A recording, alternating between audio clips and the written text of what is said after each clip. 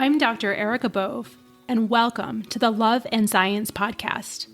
I'm your host, and also the founder of Love and Science, Thriving Through Infertility. I'm so excited you're here today. With over a decade of experience helping thousands of women just like you, I empower professional women to build their families with confidence and compassion. Let's dive in.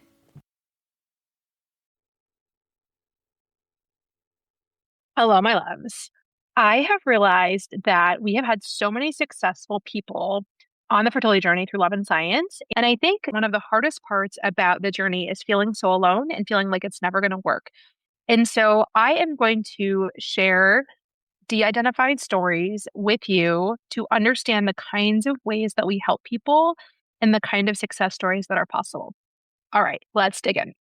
So I had my very first client who came to me saying that she thought IVF was going to be the solution to her problems. And unfortunately, she still had not been successful.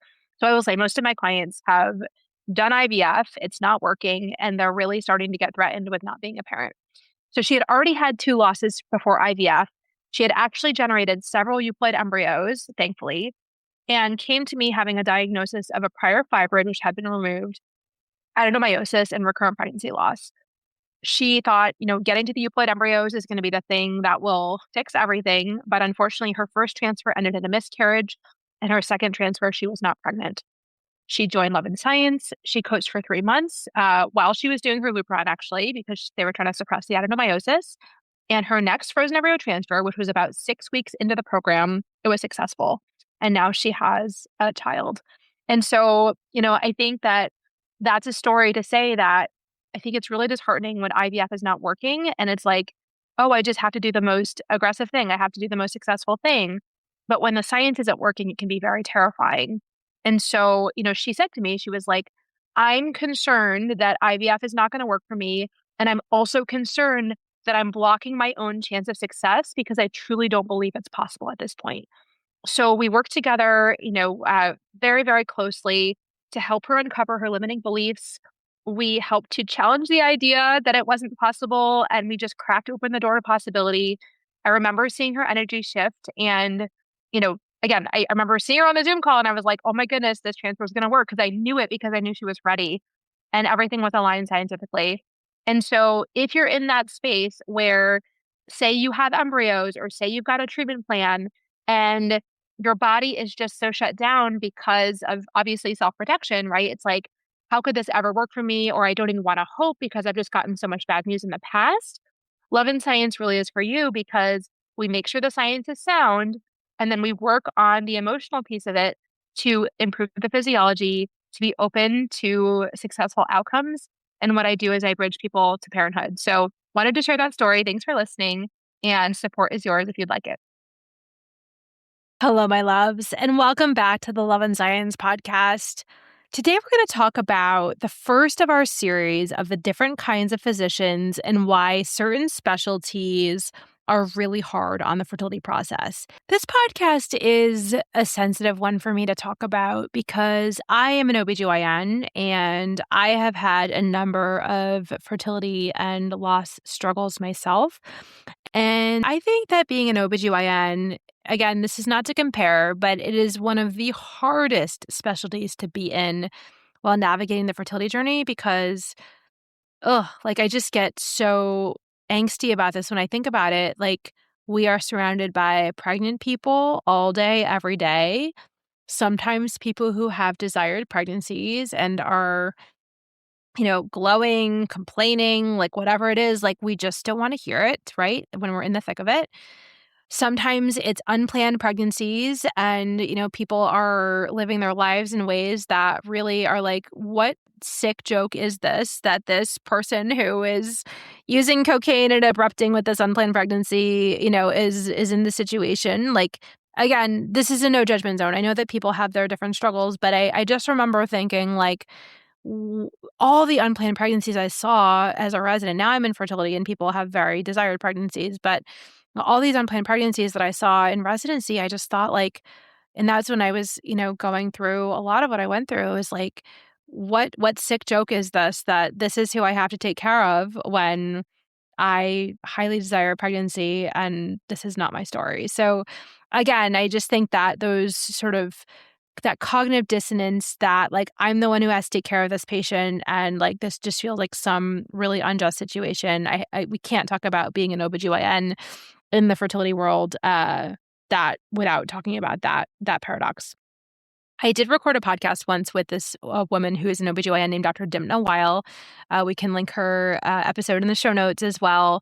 But she shares her personal story of being an OBGYN going through IVF and like pregnancy complications and everything and what that was like for her. And so even though I'm going to talk about what I'm going to talk about today, I, couldn't talk about it without, highlighting that episode because there's just so many pearls of wisdom and beautiful moments of sharing that she so generously gave to us from that episode.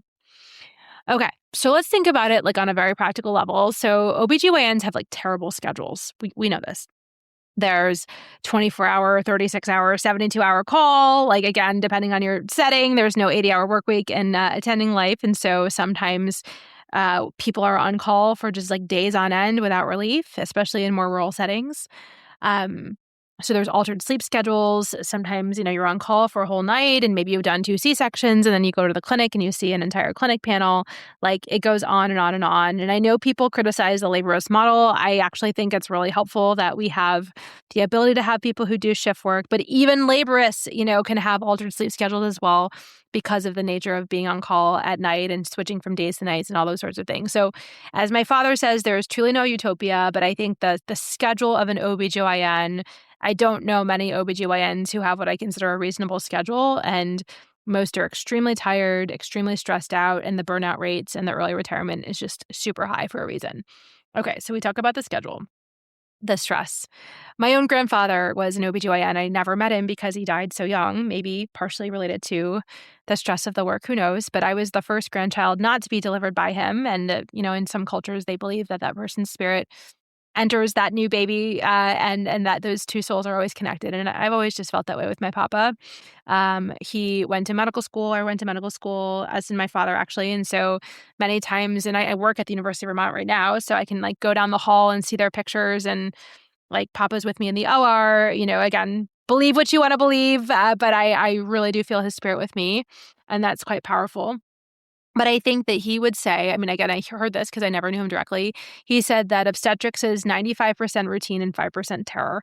And maybe since he practiced in the 1940s and 50s, maybe he might have a different perspective on that now, given that our patients are sicker and sicker. And maybe it's even more than 5% terror, probably a lot of the times. But everything that we know now about fetal monitoring and medical legal stuff and how things can change, how quickly things can change, I do think that, and I did my residency in New York City at Columbia Presbyterian, which was a highly acute environment. I just remember, I would go to my L&D shifts, and we were on the 10th floor, right, Choney 10 Tower, and I would pray the Serenity Prayer on the way up, and then recite the postpartum hemorrhage protocol, and then the elevator would ding, and I would leave. Get off the elevator for my shifts, and that's how I started every single day or night because it's the only way I survived. And so I think about that. I think about the stress of the work, the high acuity, the pressure on keeping mom and baby healthy. And sometimes that's not always possible. And, I know because I work in an academic environment right now. I know that my journalist colleagues are incredibly stressed and there are bad outcomes. And, many of them are not even preventable. It's a really stressful field.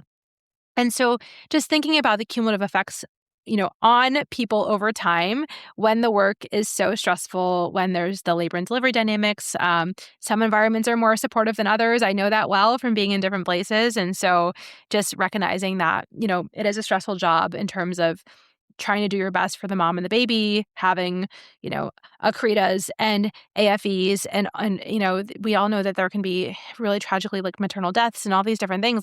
It's really, really stressful work. So I just want to call that out.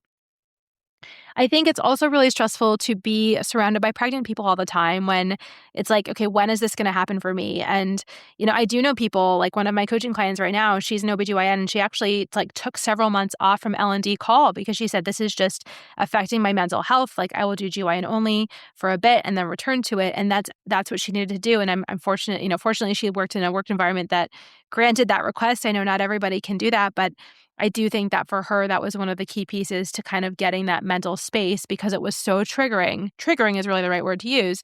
So triggering to be around pregnant people all day, every day. And I felt that way too in my residency. I was like, I don't want to see another single pregnant person ever again. But my whole clinic panel and my whole L&D, like it's just full of pregnant people everywhere. It was terrible. So I want to call that out, that, being around people who are pregnant is really triggering. And then some of them are having unplanned pregnancies and terrible situations. Some people are, having desired pregnancies, but come with their list of 5 million complications. And I'm not, or complaints, not complications.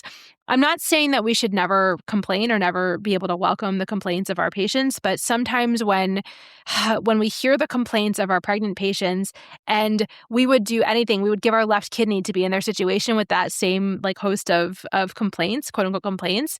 I think it's really, really hard to find the well of compassion in those situations to be able to get through the day. And it's emotionally exhausting for us, because at some level we have to be inauthentic, because we have to somehow listen to the people and find something somewhere to take care of their complaints and their issues.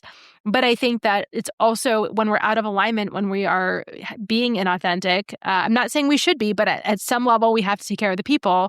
It just becomes emotionally draining. It becomes moral injury. And that's when, I've heard of my own clients and patients have gotten people have complained about their lack of compassion. They've complained about their snappiness or their, again, if we were all men, I think we would be handled differently. But again, there are all these standards for women physicians that, again, gender bias is real. But again, how do we do that? How do we listen to the people who have the back pain and the swelling and the insomnia and all those things, and the nausea? How can we do that when we want nothing more than for that to be our list of complaints and it hasn't happened yet? I think that deserves to be called out. Also, I think that when we are in the field of obstetrics and gynecology, when it does finally happen for us, we can only imagine a bad outcome. So I will say, for me, I had an ectopic pregnancy until proven otherwise. I had a horrible fetal anomaly until proven otherwise. I was going to have a 23-week periviable delivery until proven otherwise.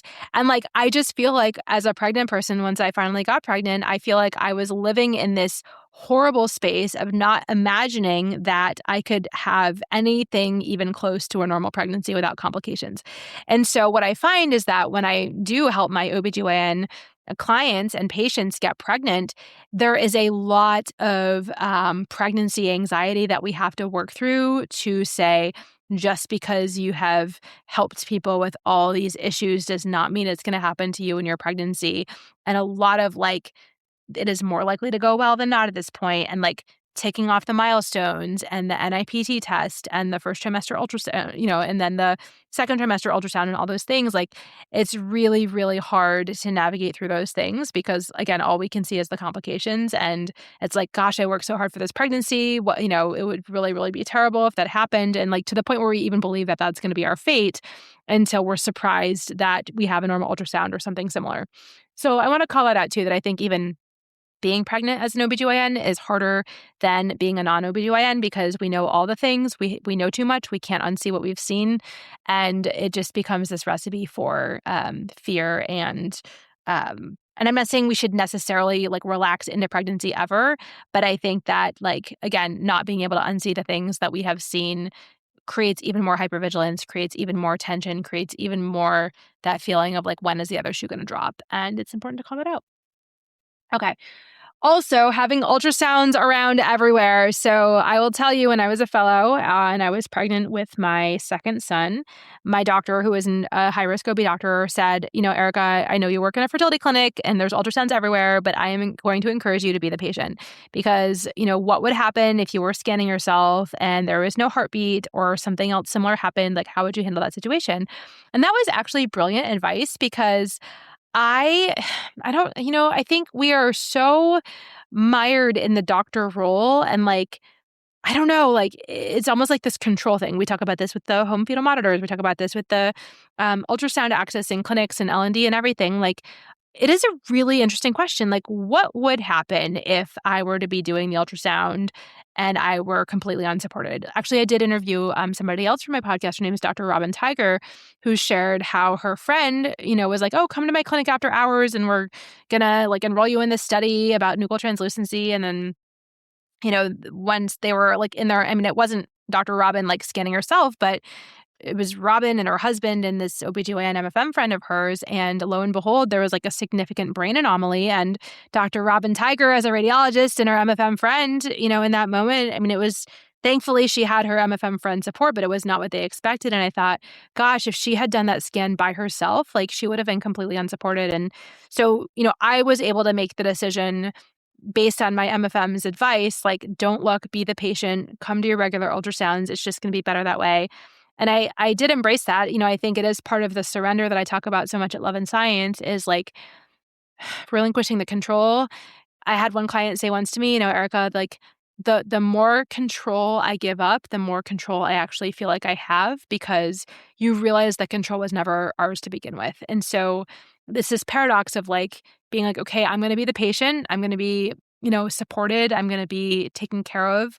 I'm going to make sure that I'm doing what I should do from a patient perspective, but I'm not going to do more than that because, that would not be good. So just think about that for yourself, and not that everybody has to do the exact same thing, but what would happen if something came up unexpectedly and you were by yourself? Like, it's a pretty important thing to think through. Okay. Let's talk about colleagues. And this is something that came up a lot in the Dr. Dipna Weil episode, which she talks about how nobody knew she was going through it. And she was like running around like a maniac, trying to like be on L&D and then get to her IVF clinic for monitoring and then the retrieval. You never know what days that's going to be. And like how hard it was for her to like suffer in silence and to bear this alone, and how she really didn't feel like she could talk to her colleagues about this. And then let's just talk about then, as a pregnant person, then your colleagues are your doctors. And like a lot of us like some semblance of separation between our personal lives and our professional lives, but it is really vulnerable when all of a sudden your whole medical history is, in your own EMR. And, I know people aren't supposed to look, but maybe they might happen to take care of you and they see your, mental health history and they see like all these other things. And, it's a very weird situation when you want that level of privacy, you want that boundary, that separation, but then by necessity, the people who you work with are the people who are taking care of you. And I mean, I've even found that in a much lower stakes situation with my own perimenopause care. Like, as much as I love my colleagues, like, I don't know, there's something about just wanting to have like a little semblance of privacy, a little semblance of like autonomy where people aren't like up in your stuff. But I think, especially if it's like, you end up delivering in your own L&D rooms, and like, OBGYNs pretty much never have an uncomplicated pregnancy. I don't know what it is. We talk about that in the episode as well, but like there's usually some sort of like complication or bad outcome or something, which is really terrible. And a lot of people, especially OBGYNs, have like their birth trauma experience because things haven't gone according to plans. And I also think we have to talk about that. Again, not saying my intention is for every single one of my patients and my clients who are OBGYN that they have the most smooth sailing, uncomplicated, uninteresting labor and delivery, et cetera. But again, we all know that sometimes things happen. And so how to be the patient in that situation when it's our line of work, it's a very, very terrifying situation. And we tend to like judge ourselves, and I don't know. Again, I think you get what I'm saying, but it's a bad situation, and I think somewhat unique to OBGYNs. Also, I also want to call out that not every colleague is super supportive. Like, I will say that I think that sometimes women are the worst to other women. And there seems to be a subset of OBGYNs who either like are of a different generation and had it quote unquote worse. And so they feel like things shouldn't change in the next generation. Or maybe it's people who have like decided not to reproduce themselves and they think that this is all an elective thing, or that people are complaining. Like, I actually got a lot of flack when I was a pregnant resident. And even when I tried to breastfeed, I remember like some of the child-free MFMs making really horrible comments that I was pumping every 6 hours. Again, very, very grateful to have had, a healthy child and the ability to pump every 6 hours. I did not take that for granted at all. But then to have to like explain myself and to these people who understood the physiology, they were just nasty, and I'm going to call that out. And it was really hard. It like added a whole other layer to it. And so I think that we also like have to think about the colleagues that we have, to think about who's in our corner, who's not in our corner, protect ourselves fiercely for the people who may not be so supportive, and also to call out bad behavior when we see it. Maybe it's like, hey, you understand the physiology, you know what this is like. I really would appreciate a different tone right now. Or maybe it's like, ouch, that hurt, like whatever it is, whatever your way of, I'm not particularly funny in these situations. I tend to like react or whatever.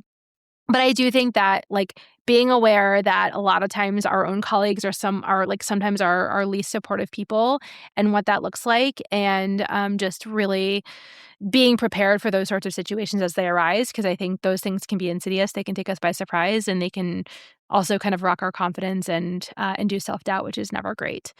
So I could say so much more about this, but I will wrap up. I think that being an OBGYN is one of the worst fields to be in as a person on the fertility journey, on so many levels, on the work stress, work schedule, being around pregnant people, knowing all the bad outcomes, assuming they will happen to us and every single one of them. And I know from personal experience what it's like. And so if you are an OBGYN on this journey, I see you, I am you, I know what it's like, and it is one of the most painful things. And so sometimes it takes a tailored approach. Sometimes it takes, I need to step away from L&D call. Maybe it's I need to not take night call for a certain amount of time. Maybe it's I need to do something different entirely until I can sort of figure this piece out. Or maybe it's bolstering the mindset piece. I had one client one time who said when she saw a pregnant person, she adopted the mantra, I am them. Like, I am them, just not yet in this moment in time. And I thought that was incredibly powerful. So with that, there are ways forward. There are ways to tweak the job. There are ways to tweak the mindset. There are ways to garner more support. There are ways to tune out the negative support, the haters, if you will. And there is a way through. And so, like I said, if this is you and your situation, let's have a conversation. I feel passionately about changing the culture from the inside out and arming you with what you need to get through your days and to get through to this journey on the other side. And not just pregnant, but delivered and happy and healthy and all of those things. So you know how much I love you. Until the next time. Bye. Thank you for listening to the Love and Science podcast. I'm so glad you joined us today. If you found this conversation valuable, if you could please rate, review, and share this podcast with your trusted people, it would mean so much to me. If you want more tools to help you navigate the fertility journey, please book a discovery call with me today. The link is in the show notes. Please do not let infertility have the final word. I'm here to take the burden from you so that you can achieve your goal of building your family. In gratitude, this is Dr. Erica Bove. I'm rooting for you always.